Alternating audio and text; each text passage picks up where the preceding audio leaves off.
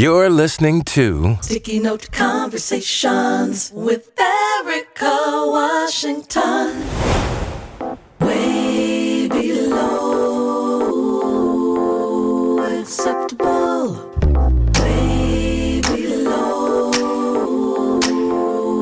acceptable. On this week's episode, honestly, if it weren't for how bad things are, you couldn't get me to vote Democratic. But this might be our last chance to vote if we don't vote Democratic, you know? And it sucks because it's that whole vote blue no matter who. Way below acceptable. Hey, everybody. Welcome to another episode of Sticky Note Conversations. I am your host, Erika Washington, and today's conversation is going to be with a good friend of the show, Erika Washington. We're going to talk about everything. This is a kitchen sink episode because there's so many things that have been happening over the past couple of months, and we haven't checked in with Derek in a while, and I thought this was a good time. Let's just throw everything at the wall that we can fit in the next hour or so. So thanks for joining Sticky Note Conversations, Erika Washington. There's this long list of stuff I want to talk about, but I want to start with first. How are you?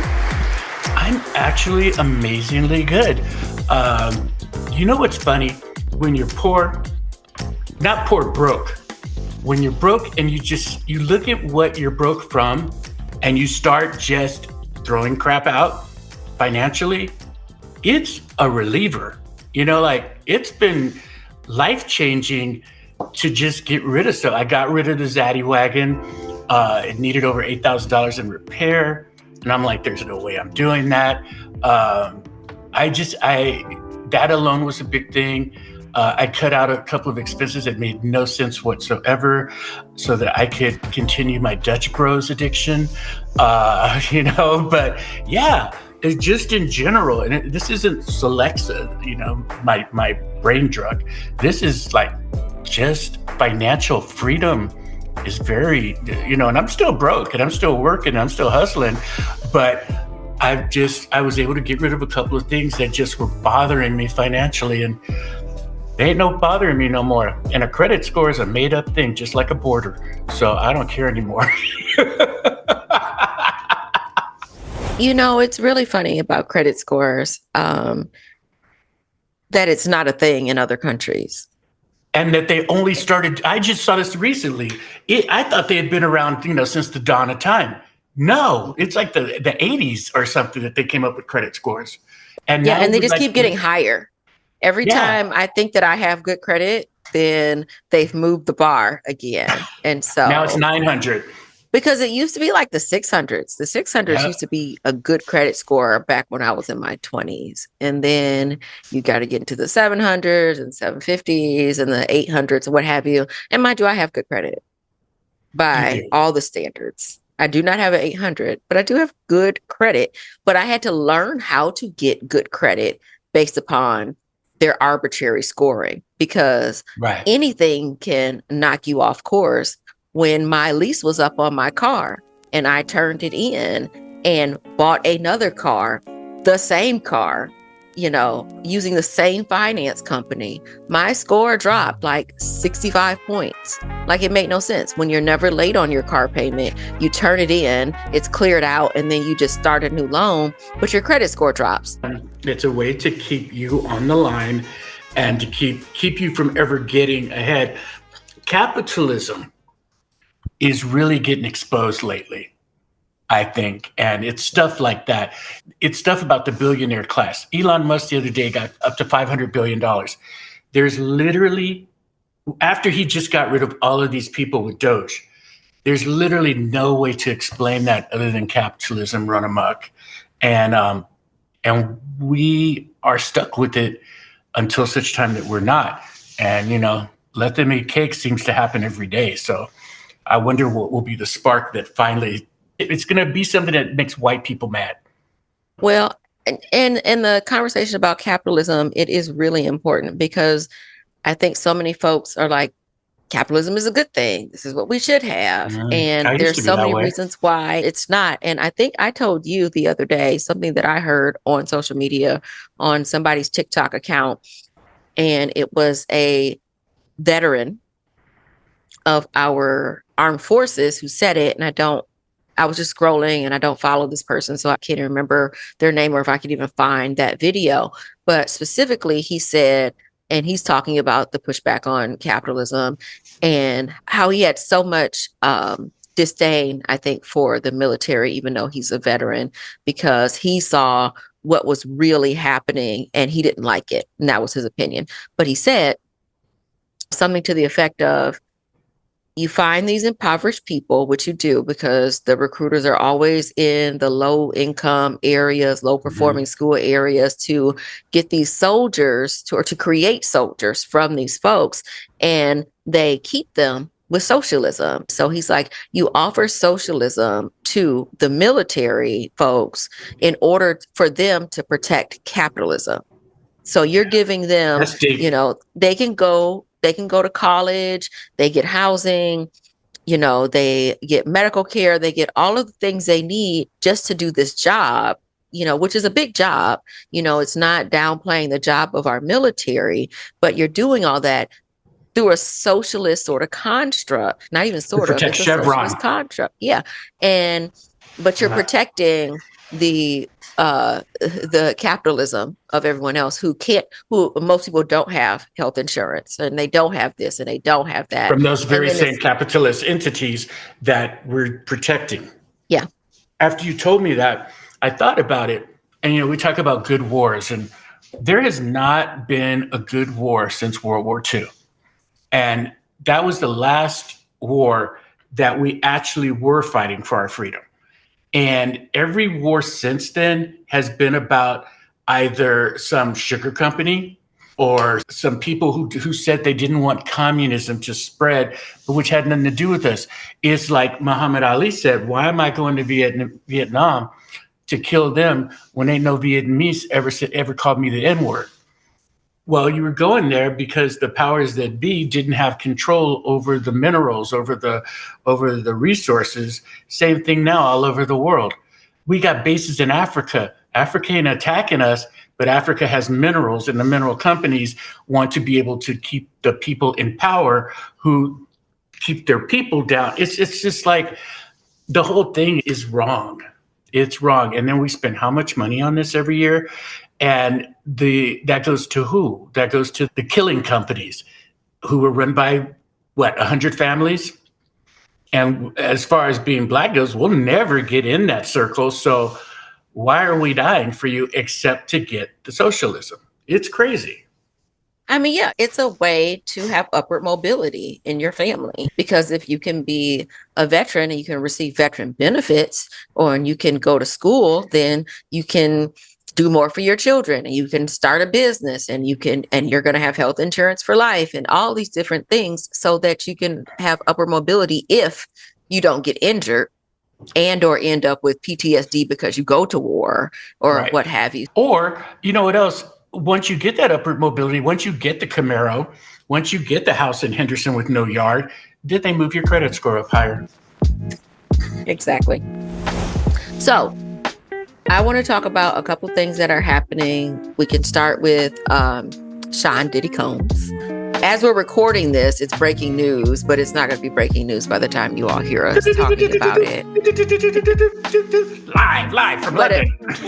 A judge has sentenced Sean Diddy Combs to more than 4 years in prison, including time served. He's served, I think, 13 months so far, but he is getting a little over 4 years that he's going to have to serve, and $500,000 in fines that he's going to have to pay. And he was convicted of violating the Mann Act, which is a law prohibiting the transport of individuals across state lines for illegal sex acts. But he was not convicted on a plethora of other charges, including racketeering, and I think even the abuse charges didn't really stick. And so there were a lot of victim statements that were read today. I wish it was recorded. I wish I would have been able to actually watch, but you only get those drawings, and those drawings are very odd.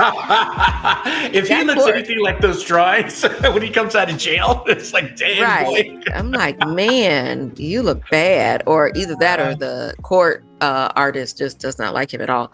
But Cassie Ventura, who was his girlfriend for a long time and also a victim of his um his violence and sexual coercion, says that, she had wrote that she wished that, he would get the maximum amount that the prosecutors were going for, which was a little over 11 years. And what she realized is that, victims will never be safe, because she did feel like if he was let out of prison that there would be retribution, but also because the jury didn't see how her involvement was not consensual. Right. No, they made her into a whore. Yes. And I feel as though, there's, people are very divided on this conversation overall. And to me, it just comes down to, if you've never been in an abusive relationship and you've never been in a controlling relationship and you've never been in a relationship with somebody with that much money, then it's really, I think, hard for people to understand just how deep fears roll and how rooted it is in, I have to do this in order to stay safe and stay alive and what have you. And then you saw her running on that video. He could have let her go. He could have said, you know what, you want to go. So every time they're like, she had choices. So many people don't have choices on a day-to-day basis. And I don't even think people realize how many choices they actually don't have, and she, to me, didn't have as many choices as people would like to let on. And so I agree with her. Like, people who are victimized by these type of people are never going to feel 100% safe as long as they are still breathing. Well, especially her, because her whole world was surrounded by people he paid. So obviously she snuck out of that room. But that if she had gotten 50 feet outside, she would have gotten a phone call from one of his people saying, "Oh yeah, girl, come on, girl, come back." He was bombing cars and things. Yeah, right. You can't not think that he didn't do these things, or he doesn't have the tentacles to do more if he wanted to. Right. And I'm sure that the social media wise, I'm sure that you're going to see such an out when he gets out. They're going to go after her. They're just going to spend all their time. Moving on, Bad Bunny is the halftime show of the Super Bowl number, whatever number it is, because I don't know. This month's rage bait for MAGA. This is going to last longer than the outrage over the unfortunate passing of one of their icons. So yeah, and I don't know a whole lot about Bad Bunny. I never understood why his name was Bad Bunny. I don't know why it is, especially for a grown, masculine-looking man to be named Bad Bunny. But more power to him. But I appreciated how he said he wasn't doing any concerts in the United States. He's not putting his people in danger. Right. He was concerned about it becoming a space where ICE would show up. And so he said he's just not going to do it. And then I guess he had hinted around that he had gotten the Super Bowl performance by saying, well, I talked to my people and we might do one show in the United States. And that's all he said until... And it's the biggest FU show there could possibly be. I personally didn't care because I don't really like his genre of music, especially since I don't understand it. But his appearances on Saturday Night Live have been hilarious. Like, I love what he... Oh my God, he is such a good... He speaks just enough English to be funny as hell in the parts they give him. Also, he's in a couple of movies now. He's in the Adam Sandler movie. The only reason I'm going to watch it is because he's in it because of Saturday Night Live. But this, even Danica Patrick has weighed in on this, which tells me that it's another made up thing. Because, for those who don't know, she was a NASCAR driver who was horrible. She's so MAGA. And the only time that she gets noticed is when she comes out and says something crappy about some entertainer. So now she's talking about Bad Bunny shouldn't be allowed. And everybody going, oh, well, there should be an Ozzy tribute. We should have Americans. Ozzy was English. Oh, we should have a rock band. All the great rock bands are English. Oh, we should have, come on. Your racism. So I wonder who they're going to have perform with him. I think that'll be interesting what sort of statement is made, because this last Super Bowl made a very large statement. Kendrick Lamar made a very large statement. And, I mean, it's still talked about, the statement that Kendrick Lamar made. And I know that you didn't like it, but I thought it was so boring, but okay.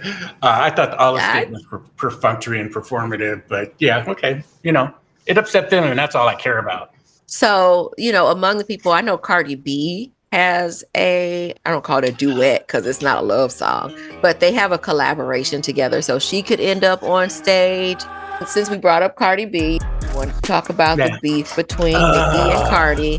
Nicki Minaj and Cardi B have been going back and forth on Twitter saying some very explicit things that I cannot repeat here for the most part. But then they started talking about each other's kids, and that was where I monkeys was just and roaches. Yeah, talking about how Cardi B is slamming Nicki, saying that her son is nonverbal and it's because Nicki was doing all this bad stuff while she was pregnant. Nicki is saying that maybe Cardi B's child will grow into her gums. It is like, you know what? Barron Trump, until he was 18 and showed up wearing a suit and out doing the Nazi thing, he was off limits.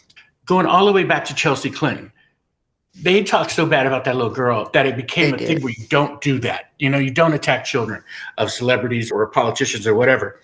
These two have just decided to take off all roles, all rules, all responsibility.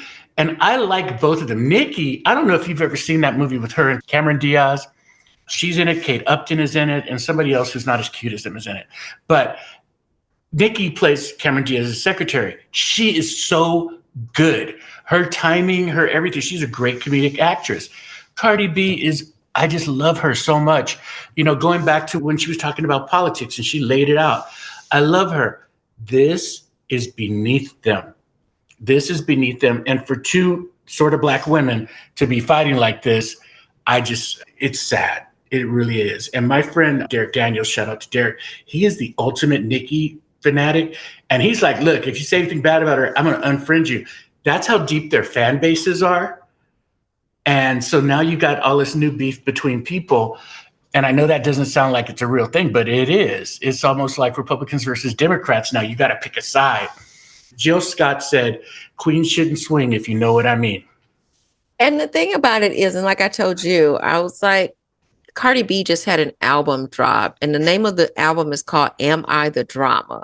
So this is a lot of drama. It feels manufactured. It feels like maybe they're on a text chain together, like, girl, how about we start some stuff so that I got to drum up some business for my album. And I know you got some stuff going on, whatever it is she might have going on. I don't know.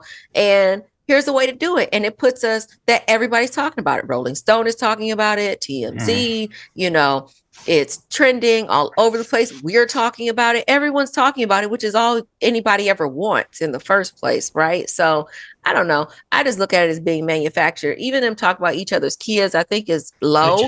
But if I've given you permission, like they didn't call it. I mean, she talked about her gums or whatever. But they spend most of their time talking about each other or talking about Nicki being married to a pedophile and that sort of thing. And, it's the same old, right? Sometimes people will put themselves in the space to make money, just to make money, no matter how embarrassing it is. Because in the end, she's like, well, now this has made my daughter more money, even though, all this stuff is out here that we're saying about back to raising that bar on capitalism, Like, real quick, there's a comedy festival going on in Saudi Arabia. Saudi Arabia is highly problematic for all the reasons we all know, especially killing of Jamal Khashoggi, the journalist, chopping him up and sending him home in pieces, the gay thing, the women thing, the everything thing. And all these comedians are there, including a person who I just can't stand personally, Dave Chappelle. And Dave Chappelle said, they're giving me enough money to look the other way. And I'm just like, So all of these people, Kevin Hart is there, Bill Burr is there, Amish Patel or whatever his name is there. When I tell you every comedian on the planet is there. And the ones who aren't there, who were offered, are like, there was specifically stuff in there. This is what I can't talk about. And I know it. I'm sorry. That's the wrong quote for Dave Chappelle. Dave Chappelle's quote was even worse. He said, I have more free speech to talk about what I want to on stage over there than I do in the United States. You know what that meant. So he's over there talking trans stuff. He's making trans jokes. You don't know that. I bet you he is. I bet you he is, because he always punches down. He always punches down, and he can't finish a sentence without saying something trans. So I guarantee you he's over there doing it. I will eat with my hands if he is not. And you know how I feel about that. I do know how you feel about that, but I'm going to take you up on that. But I'm also not going to watch you eat with your hands, because that would be worse. Well, first it'll take an hour and a half to like get a French fry in. That might. So moving on, Taylor Swift is getting married. Yeah. Okay.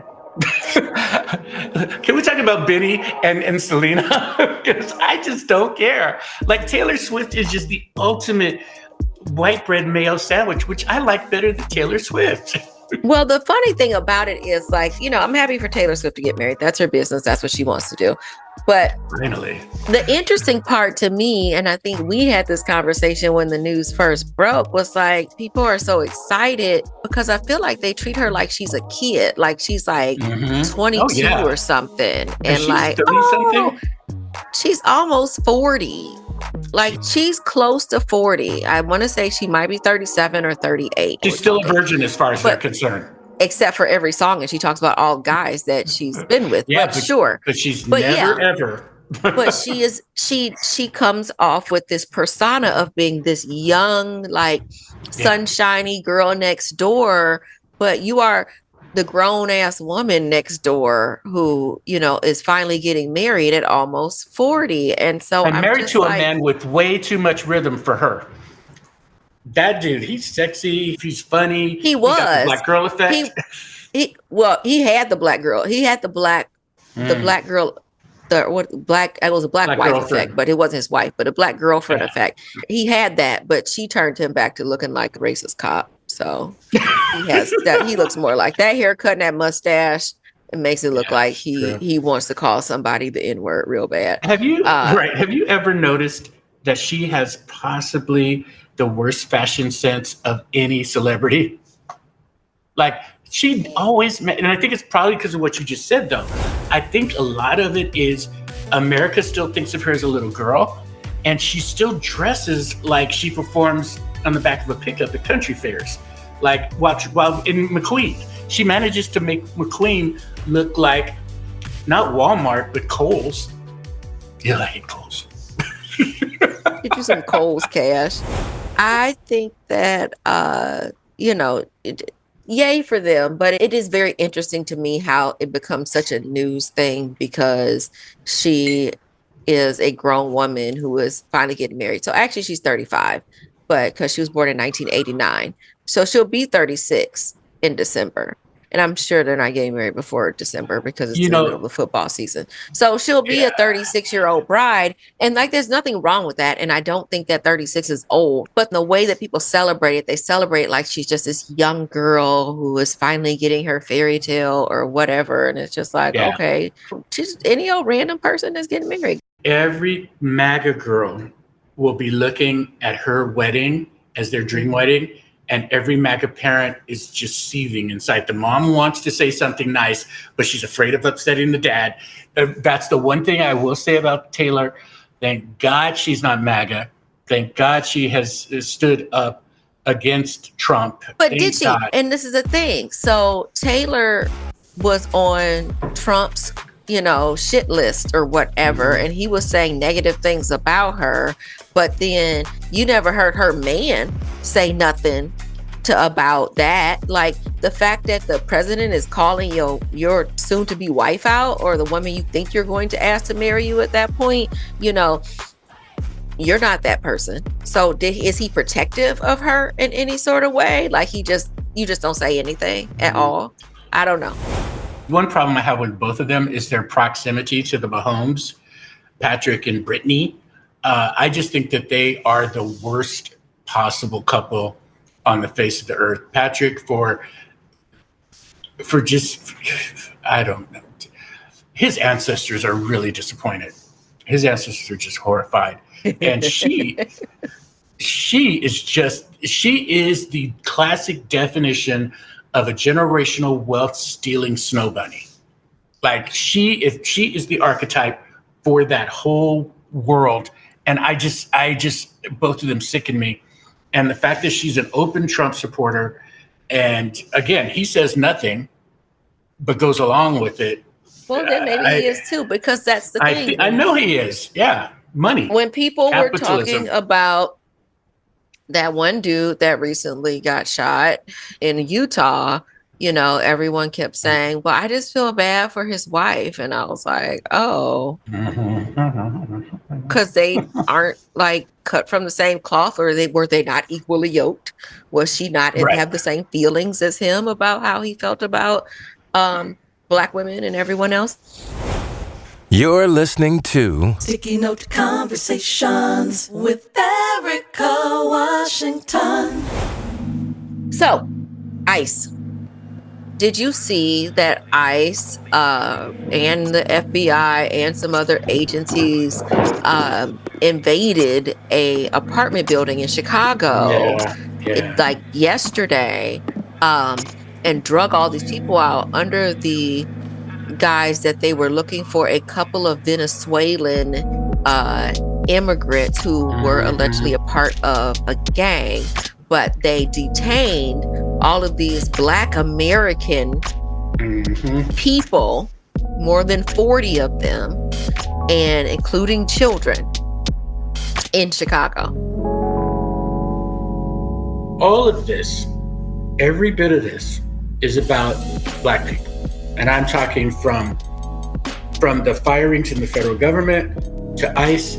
ICE is simply practicing on how they're going to grab Black people. This whole MAGA thing, Project 2025, is to restore America to where it was, if not during slavery, at least back to the point directly after Reconstruction, when they had their biggest thing. Mexicans, and when I say Mexicans, I mean all Latinos, because that's what they mean. Don't scare them. Asians, don't scare them. The only group of people outside of white people who have made any effective change in this country are Black people.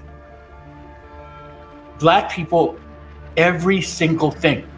I will give maybe women's rights is not a Black thing, that we didn't actually change laws on. But every single law in this country has been fought for by Black people, or has been a result of the Black civil rights movement. This goes back to clean water in places. This goes to putting industrial things out of Black neighborhoods. This goes back to opposing freeways and development. Every single thing has been about Black people have done. They got to get rid of Black people in order to do what this kingdom of God that they want. And honestly, my mom said many, many years ago, there's a train that was built from underground on Alameda, from downtown Los Angeles all the way to the ocean. And my mom was like, eventually that's going to be the tunnel for us. Meaning, it's always, if you just go one step below the layer, it's about Black people. And so, of course, they want to go into Chicago because they think Black Chicago is going to fight back. And therefore, they'll have their excuses to ruin it for everybody. But specifically, if you don't have Mexicans in the fields, who do you don't have in the fields? You have to have prisoners in the fields. Where do you find a lot of Black males throughout the country, especially in red states? Prisons. Okay, so I'm not surprised. And I when we get to talking about politics, I will say that the Democratic Party is so afraid to acknowledge this because they only see Black people as voters for their gains. So they can't even comprehend what's going on. But this is all about Black people. Every bit of Project 2025, every bit about Trump, it's all about Black people. They don't care anything about immigrants. They just want to get rid of immigrants to get out of the way. I think they want to disappear a certain type of immigrant into the prison industrial complex, which is why they're building all of these detention centers. I have to disagree with you. They're sending them to Uganda, okay? Some, not all.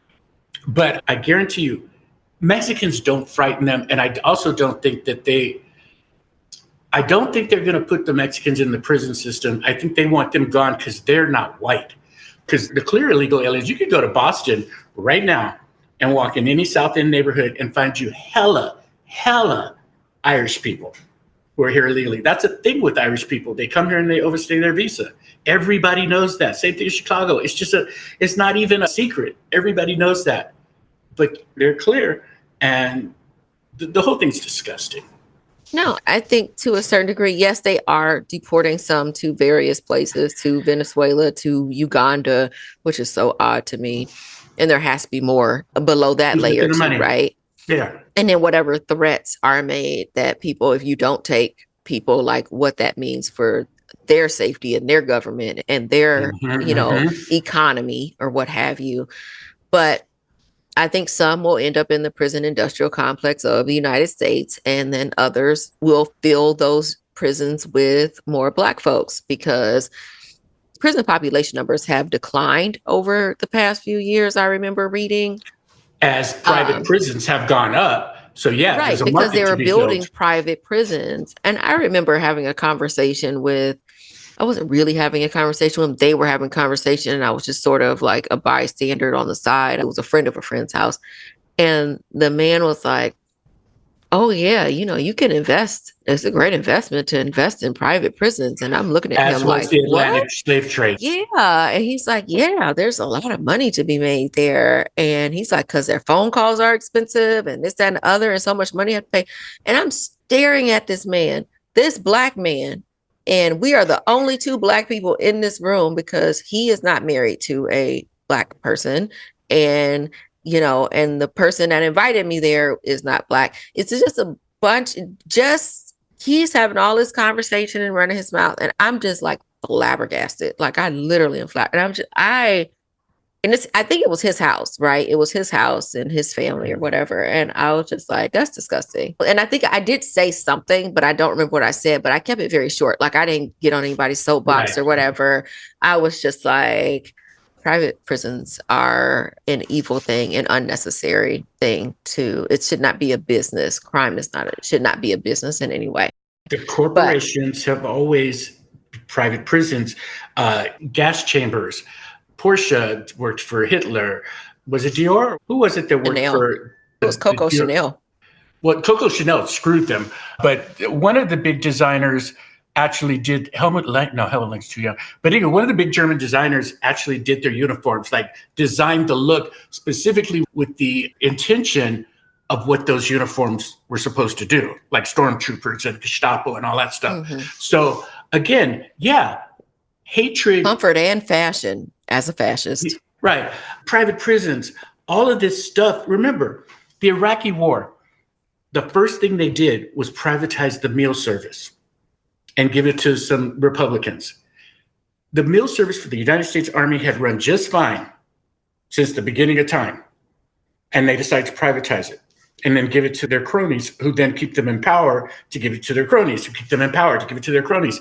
It's disgusting that a Black man would be sitting up in front of white, I'm going to assume that they were clear people, would sit there and expound like that, because they'd put you in that prison in a second if you were on the wrong country road at night.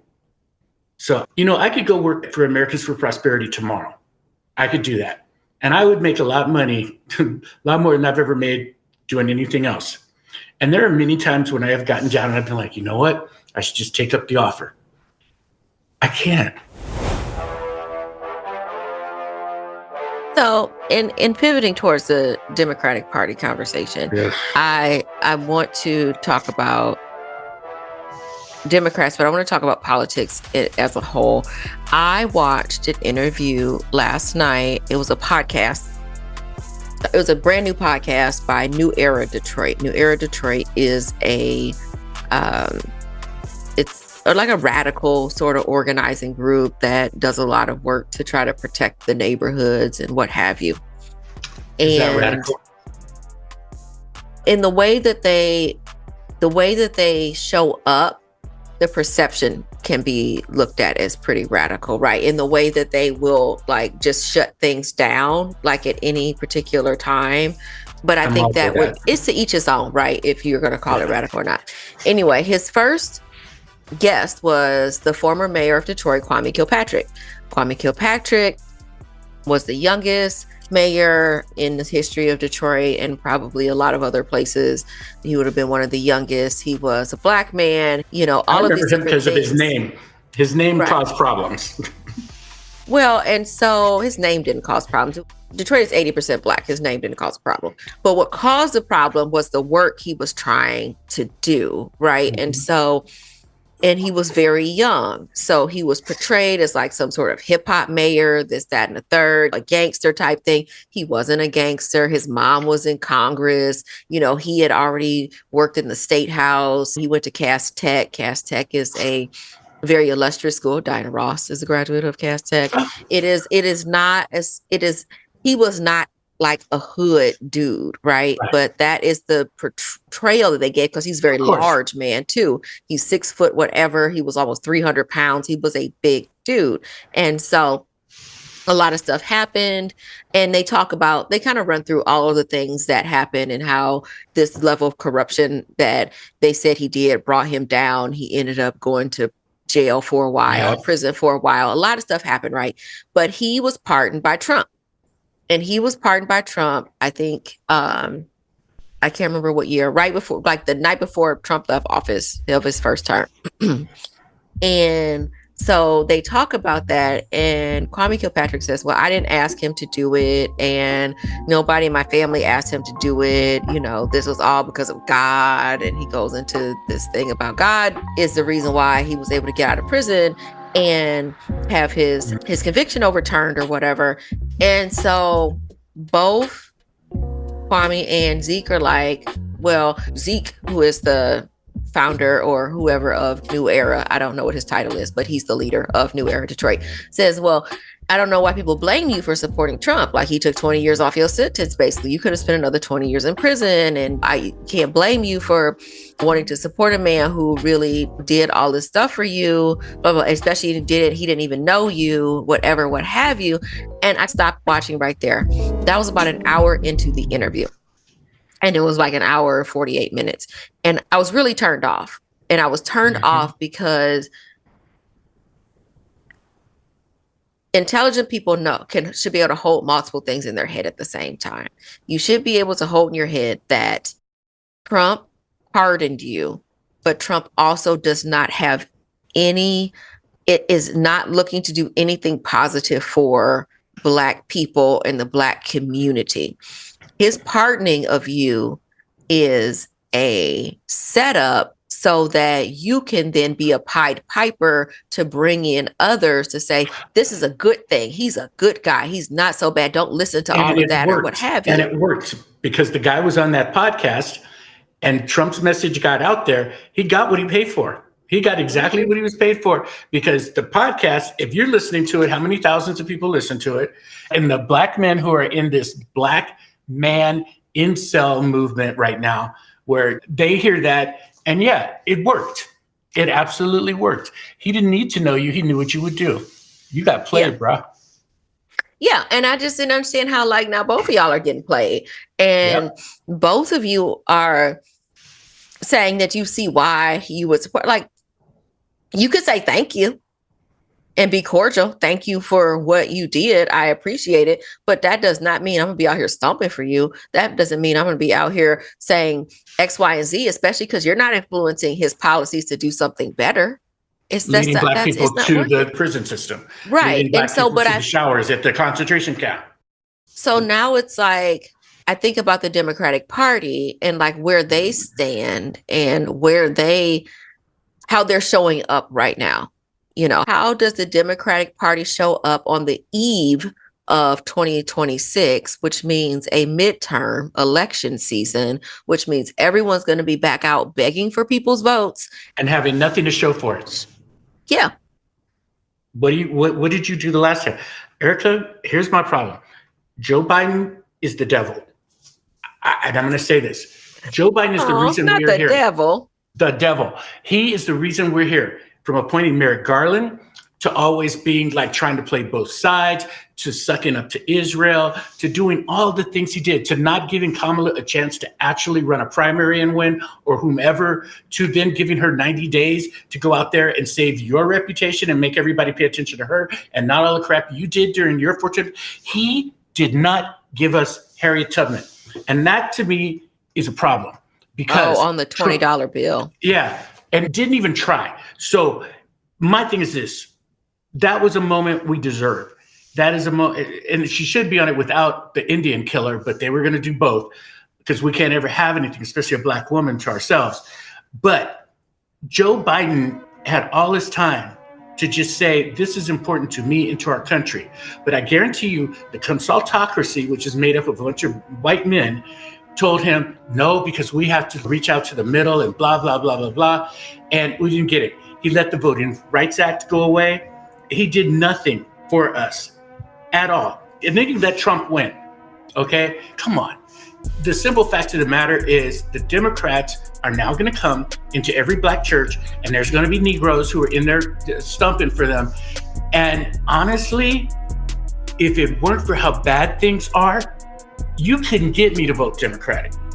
But this might be our last chance to vote if we don't vote Democratic, And it sucks because it's that whole vote blue no matter who. So now you give us people, okay, why am I voting blue no matter who when our U.S. senator, our U.S. Congress people go to Washington and vote to honor a man who specifically said such vile things about Black women, who specifically said vile things about Black pilots, who specifically questioned every moment in Black life, who specifically said gay people should go to hell. But yet you're going to vote to honor him when all you had to do was sit there and say present or vote no like you should have. And I'm talking about Dina Titus. I'm talking about Susie Lee. Stephen Horsford did not do that BS. Then you go and you have Kathleen Cortez Masto, our senator, voting with the Republicans with the excuse that worse things will happen now if they don't. Okay, that's fine. But let's let them do their thing. You don't have to vote with them. You don't have to support them. Her and Fetterman should just be thrown out of the Democratic Party because they've got a D by their name, but not in their heart. What does it mean to be a Democrat now, then? You sit in the corner and you watch as all the violence goes on. While your wife is getting railed by a dude who's just tearing her apart and you sit in the corner. That's what the Democrats are right now. Cucks. Podcasting has been an adventure for all of us. Putting together each episode, painstakingly editing and curating guests that we know that you would love has been a dream come true. But do you hear that sound? That's the sound of us rummaging around through the couch cushions, looking through last year's coat pockets and through the piggy banks, pulling out those last dimes, trying to make it work. So we need your help. If you've got some extra dollars hanging around or you're just looking to give, please go to makeitworknevada.org and click the donate button. Every little bit helps us to produce more content as well as outreach for the community. Again, makeitworknevada.org, click the donate button, and thanks for listening to Sticky Note Conversations with Erika Washington.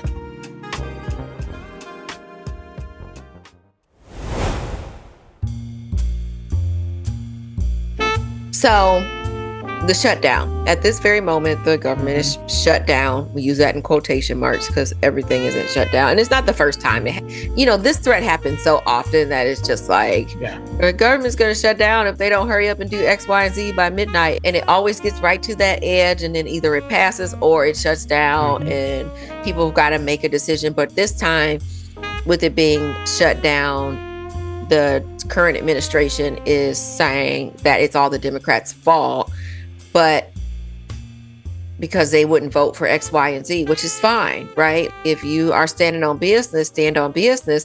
But what I'm not hearing enough of is from the Democrats on why things are shut down and why they are standing on business so that they can have people to rally behind them.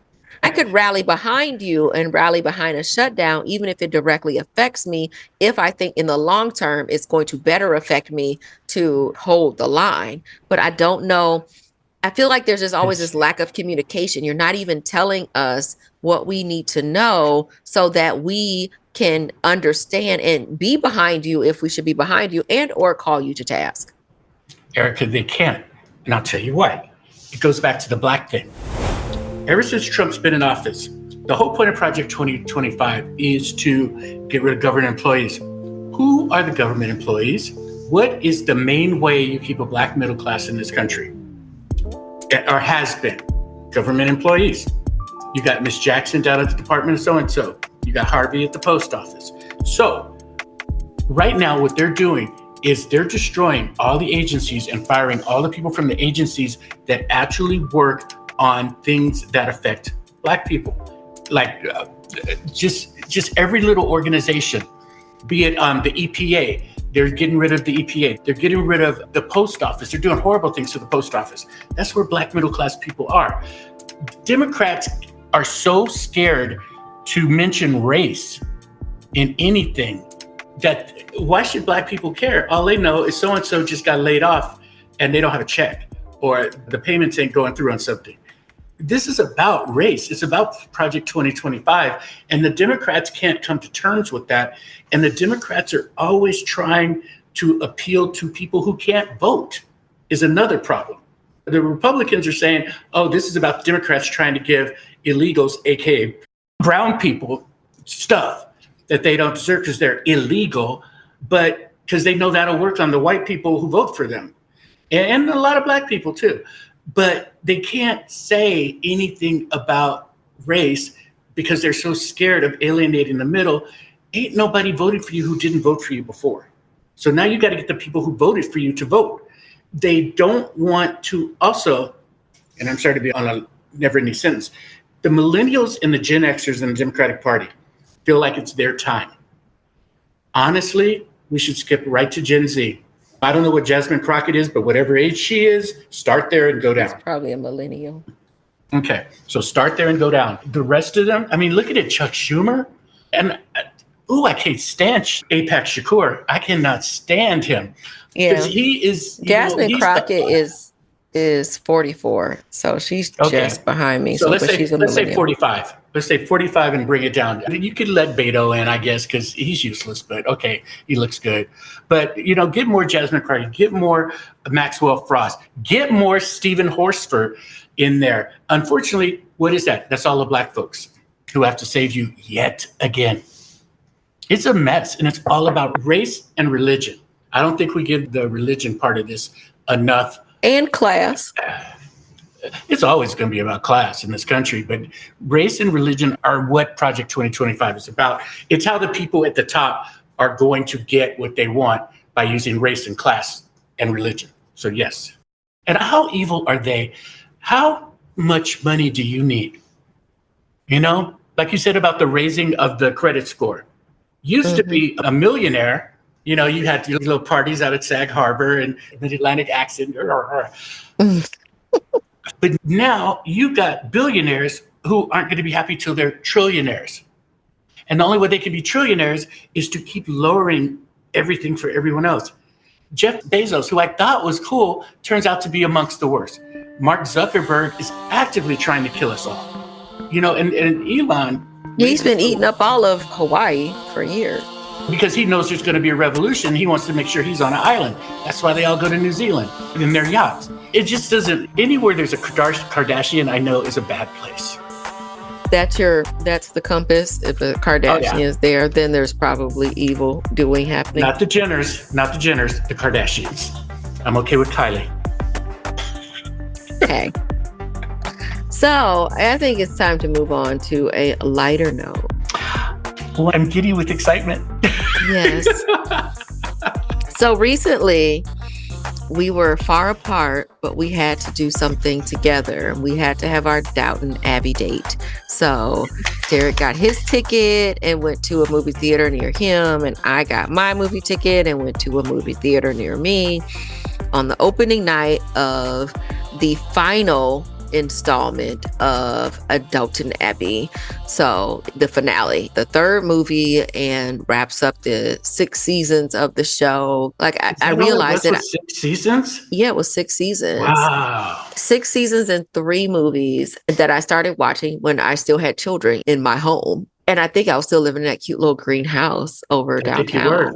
Yeah, when I started watching Downton Abbey, and so now here we are at the end. And I thought it's because now it's out on streaming. You can rent it or buy it on Amazon Prime for sure. And I think also Apple TV. So there may be some spoiler alerts. You may want to turn it off.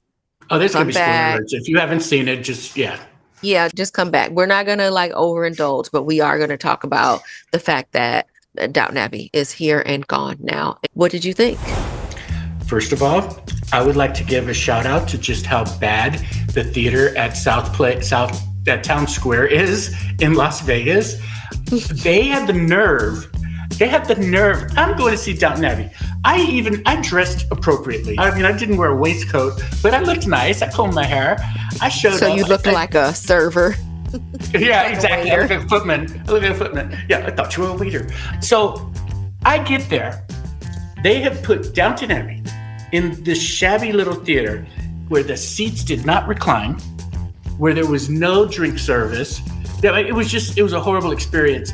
And so, you know what, Town Square? I will never see another movie there, ever. I'm never going back there again because you treated Downton Abbey inappropriately. Having said that, I think it was probably the best sequel, or I don't know what you call a threequel, whatever. But I think I've never seen a movie that was a continuance of another movie that did it so well. They really did. What about you? Same. I'll say I had an enjoyable time at the movie theater that I went to because it is of a higher caliber. So is my living room.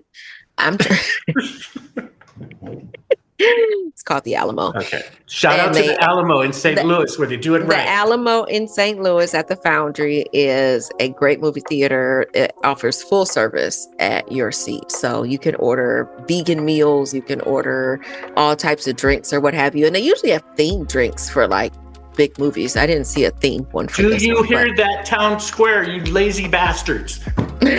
And I didn't even end up like having anything. It's like I was trying to not be overindulgent and spend too much money.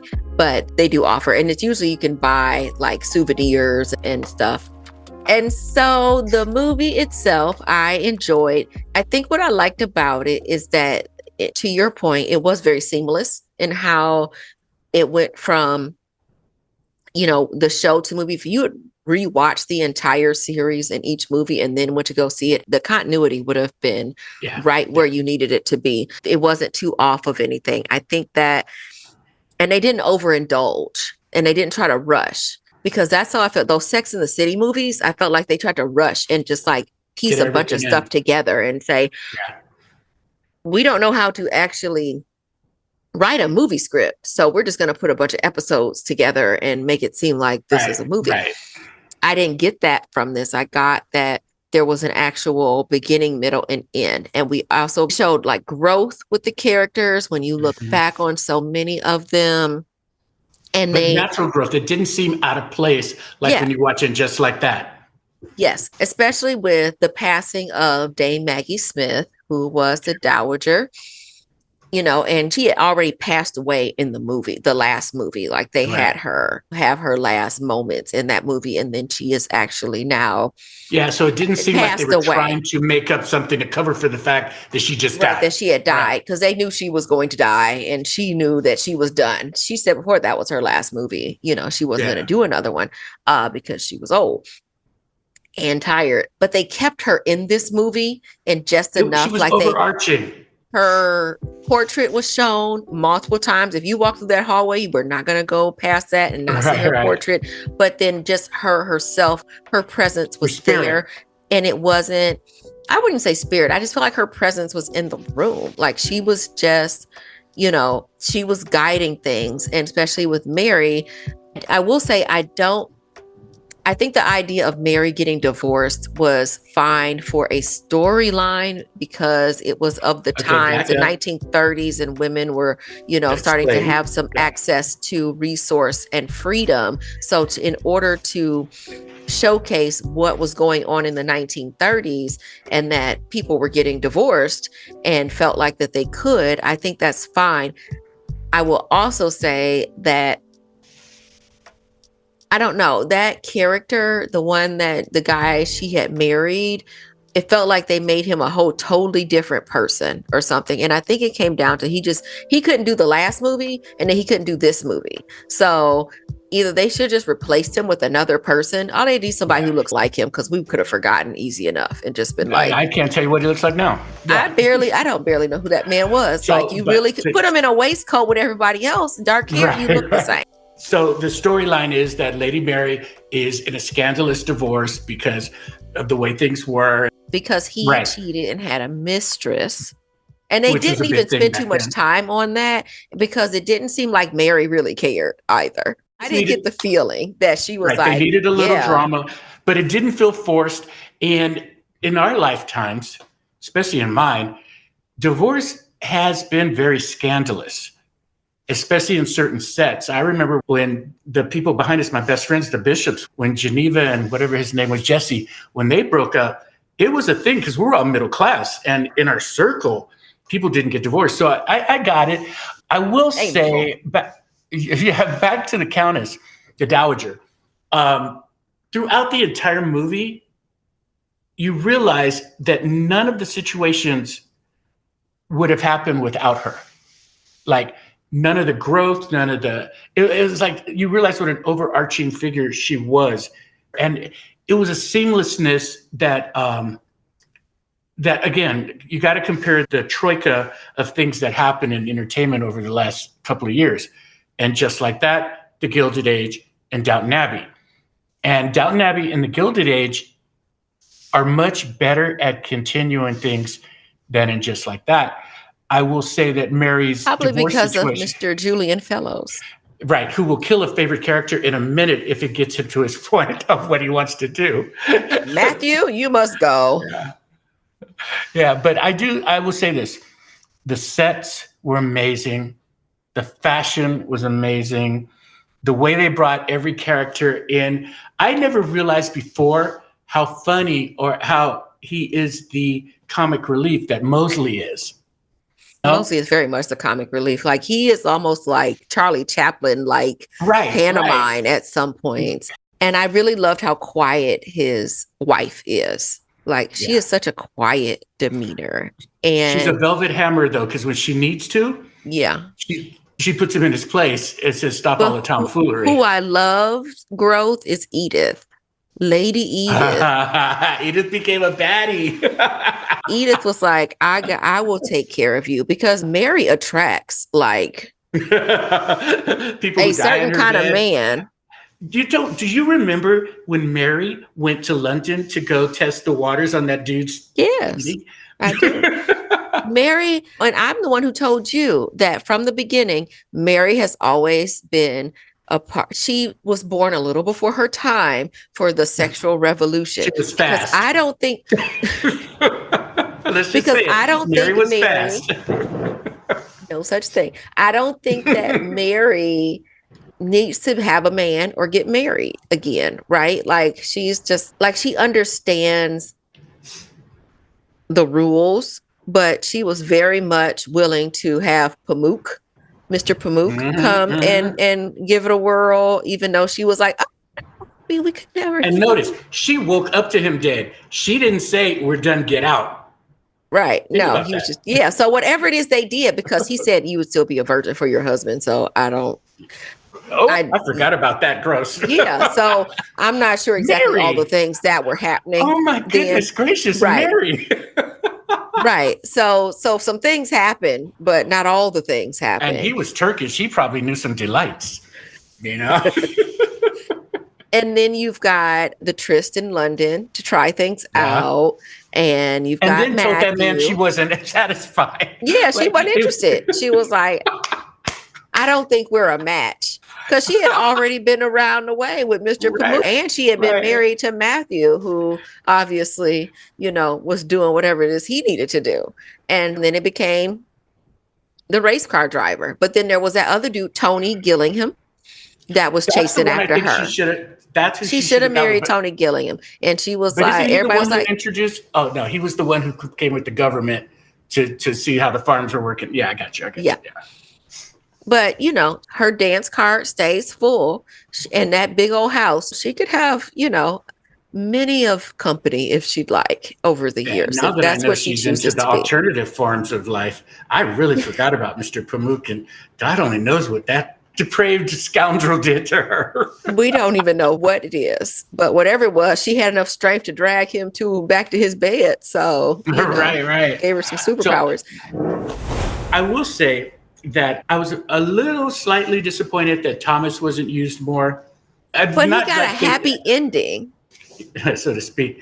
But yeah, he did. But I just felt like him as an actor wasn't used more. I don't know how or where, but I think he's such a good actor and he's such a part of the whole thing that I just felt like out of all of the people, he got less screen time than I would have liked to have seen. Yeah. And I did think it was weird that when his partner, his gentleman friend, his companion said, I want you to come upstairs, and he was making a show of it. But I was like, he wasn't dressed to be up there in that room. And I was just like, why would you want him in that room dressed like that? Because he really did look like the help in that outfit, upstairs. And it was very funny how many of them really didn't know what that meant. They were like, they must travel together a lot. Why would you bring your gentleman's companion upstairs? Right. Does he need to bring you something? Okay, I've never understood Branson's relationship. I don't like Branson. I do, but I don't understand his, and I've never understood it. Who is he with and why? Is she the He was Sybil's. He was Sybil's husband. No. He's now married to someone they all approve of. I believe it's the Queen's lady in waiting's illegitimate daughter. Yeah. That's what he married. That whole storyline just seems so. It kept him in the family. It kept him in the family because he can marry a cousin that's not a cousin type situation. Because I know that lady was Robert's cousin, the mom. And then it was her maid that found out, oh, well, she's not really my maid. She's my daughter. This is the way I can keep her around or whatever. And so didn't the Countess put that together? Because she was like, and this is how we keep the money in the family. Remember? Because she was like, they found out because the money was supposed to go to Robert, and she was like, I don't understand why you're acting the way you're acting. And that's when she figured, and that's when the whole thing came out that her and Isabel got together at one of the dinners, and Isabel was like, well, I guess that's that. And because Branson had mentioned that him and that chick had spoken. And they were excited about that. Yeah, the Countess got all lit up because she was like, that's because how it we kept keep the them around. money in the family. Yeah. Right. Yeah, but I just think it's a lame side story. My problem, that's why they weren't in there. They only showed Sybil. Like, they didn't show the other lady. He went on a diet because in the last movie at the villa, he was looking a little pudgy. And in this one, he got his groove back. So I was like, you saw your video, what you had on the white shorts. And so the reason why I say I don't really care for Branson is because I felt like he was really bossy with Sybil when him and Sybil finally got married. And then the whole thing of the revolution in Ireland, and they came back and leaving her there. But also, he was like, there was a scene where she's like, oh, such and such is coming to dinner. Which one it is. And he's like, so what does that mean? And she's like, nothing really. But, we do have some money to make sure you have the proper attire for dinner or whatever. He's like, I don't want to spend that money. I want to do that. He's like, don't disappoint me. Disappoint me. And I was just like, I was like, that was so because she yeah. was they were already together, and she was like, no, I'm not saying. And so then she has become this more feeble type person, and all you had to do was something nice for your wife because you know where she comes from, and this is the life of this house. So they're just supposed to walk around and be angry and militant all the time. That was And she's just like, very, don't talk about Ireland all the time. Don't talk about the revolution all the yeah. time. And he's like, I talk about what I need to talk about or whatever. And it's like, you don't have any other conversational skills, sir. Right. You can't talk about Right. Talk anything about else. cars. Yeah. Yeah. That was You're a very, chauffeur talking about being a mechanic. right. You actually have a skill that these people don't. But yeah, that was very abusive, I felt. I was like, And wait so a when minute, I where's this side of your rewatched, character? yeah, Yeah. because I had rewatched the series a while back, and I remember thinking, oh, I don't actually like him. Like, I don't. And he would have no redeeming qualities if Sybil wouldn't have died. If Sybil wouldn't have Yeah. died and they would have just kept on keeping on, he would have just been some jerk that she married and she fell in love with a jerk. But the fact that she died, it gave room for him to be a sympathetic character and for them to then take him in and nurture him. And then he became who became, because even when he was messing around with that maid girl who was just I like, forget her name. Yeah. throwing herself. And it's not like he should have saw it, but he was just like, oh, And Mrs. whatever. Hughes saved his ass by tricking her into admitting she wasn't pregnant. Yeah. Right. Yeah. Right. But Because all she did was get him drunk and they hadn't even actually done it. I did think he was good eye candy. I liked the whole. So Mary was basically branded a Scarlet Woman because she was divorced, and so they decided to throw. That's why she had that beautiful red dress on. That dress was amazing. Right, Scarlet. So they were going to throw a party to make her feel better. Her mom was, and all of the country gentry were like, "We can't make it because we can't be seen with you."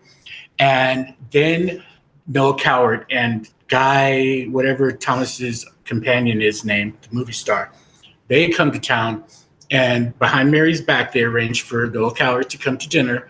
And all of a sudden, everybody in town shows up, and Mary doesn't know why, but it was because of Edith. Edith put it all together.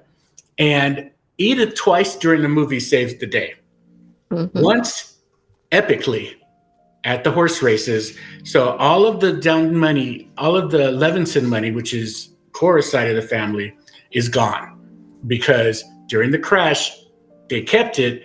But then her brother, who I had no idea was such a dullard, her brother, I didn't know that he was a buffoon. He's such a loser. I thought before they were being mean to him because he was an American, not realize he was just a dork.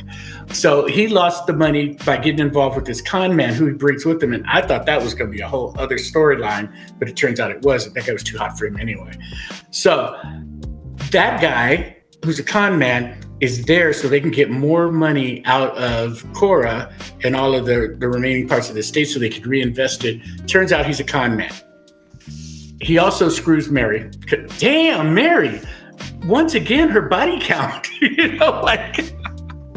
Mary is a worldly woman who enjoys the touch of a man. There is nothing wrong with that. All the wrong men. Because then, much like Pamuk, he threatens to blackmail her because he got in the does. Like for one little romp in the sack. Right. Come on now, sir. He's like, you're already in a bad place, so I suggest you do what I want you to do. And so Edith gets wind of all this, and Edith gangster rolls him at the horse thing and just says to him, so I hear you trying to do this. And let me tell you what me and my very rich, important husband will do to you if you don't leave my family alone and get the hell out of Dodge. And it's probably, to me, the best, most stand up and cheer moment during the whole movie. So I think with that whole storyline, because they also, killed Cora's mom too, Shirley MacLaine. Yeah. And then they talk about the crash. Like, I think adding all that historical context is important to the time. I think that it should have been a little bit more obvious to folks. But I mean, I guess it shows a time of really naivete of like, oh, my brother brought over some strange man and he has to explain everything. Because every time they started talking about something, he's like, oh, well, he'll be better to explain it of what that even means. Which is why I thought they were homosexuals. I did think that they were gay. I thought maybe that was his lover because he didn't seem like he liked women in the last movie. Right. You know, I didn't get that from him. But, you know, the only thing about it is, even though Edith had an opportunity to like show up and be like, you know, you're not going to do anything. You won't be blackmailing my sister, basically. Right. And he just slinks away. I felt like all the air got let out of the balloon without anything really happening. And they said that they really couldn't do anything because, you know, he did agree to it and he signed the papers or whatever. So it's not like they can get the money back. But I feel like there should have been more recourse in some way to embarrass him, because otherwise they just let him walk off so he can go do it to somebody else. He's like, oh, my plan has been foiled. All right. And he just next thing you know, walks off he's into out there the distance. he's out there ruining local newspaper publishers. So I thought that was weird. Oh, forgot about him. The newspaper dude. Mary was with the newspaper dude who tried to blackmail her once he found out. Yes. That's whatever his name was. Yeah, Mary needs to pick better because technically she didn't even pick Matthew, because Matthew was just thrown at her and she didn't like him. Right. And then finally she figured out what was good for her. But everyone they had to kill off Lavinia to get her, to get him. Poor Lavinia. She just showed up and was cute and just ends up dead. She looked sickly from the beginning. You could tell she was going to die. She looked sickly from the beginning. She had no color and a little bit of redness under her eye. So, and her name sounds like a communicable disease. So You just got that. Going to die of consumption or something. I've got 6 months to live. I've got the Lavinia. Right. Yeah. But I will say, and to wrap it up, to go to the ending.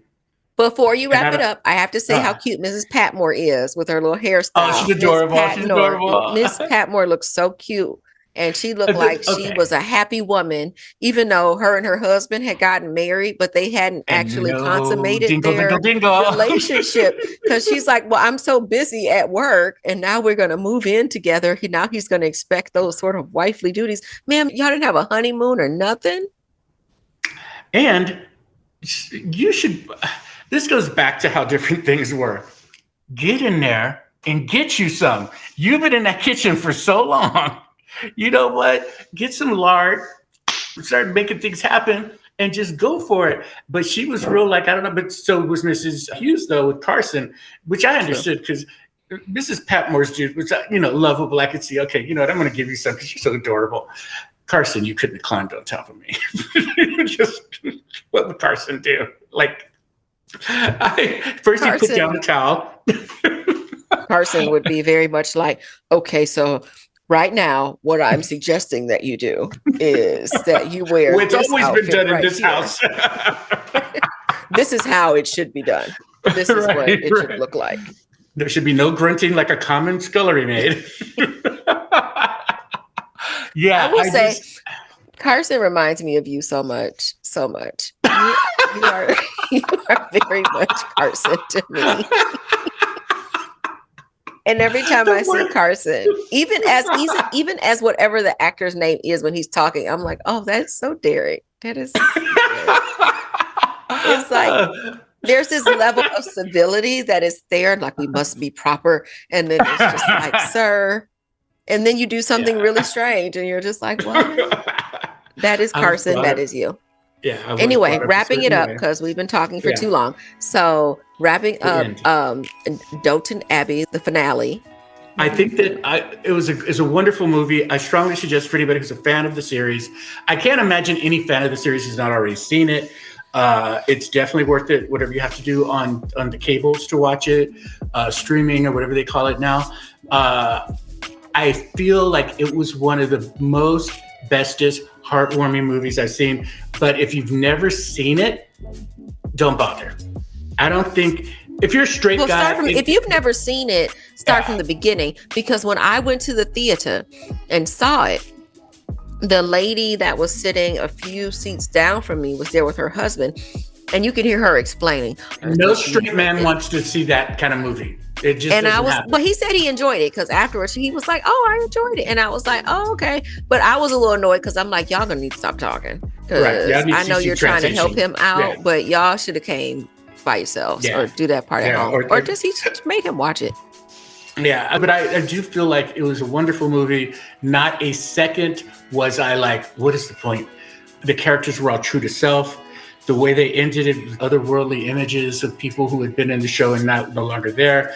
I just thought it was a great movie. Julian Fellows does what he does like nobody else does it. And from the opening scene to the very end, it was flawless, I feel. Yeah, and the costumes were A+. That's my favorite historical period is Edwardian England. That's my favorite of all time. Carson's too. And will into the 80s. Yeah, I don't know how Carson would do if he made it to the 1950s, like how life would have been for him. Poodle skirts those driving him nuts. Skirts touching the knee, like he might die. Yeah.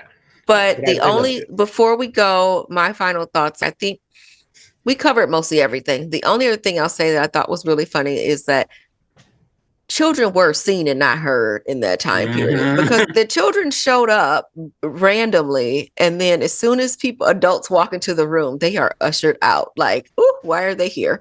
Like they are moved on. You see them playing outside or whatever. But they're playing outside with their nannies. True. With the nannies, not with the help plays with the children. That's their job. Right. I would have liked to have seen Master George and Thomas have a moment because George is older now and they seem to they enjoyed each other's company. He was a good playmate to him when he was younger. And that could have led to an awkward "where's your wife" moment, which I think would have been good. Master George could have just innocently said, "Oh, do you don't have a wife?" Yeah. Oh, well, maybe. Which would have given Thomas at least let's have a conversation about homosexuality and how in it's 1932 Britain. And how it's illegal. Yeah. And I had tried to fix myself with some saline water. Oh God, remember? Oh my God, he was in jail. He was doing the Trump COVID cure. He was like just swallowing staff, bring good people up, have new ideas, know your history. Democrats, are you listening? Be more like Julian. So that is the moral of this episode, is to be like Julian Fellows. Try your hardest and, write well and bring in the right people. And then also know when to say when. Know when to let it go. Bye, Dina. Titus.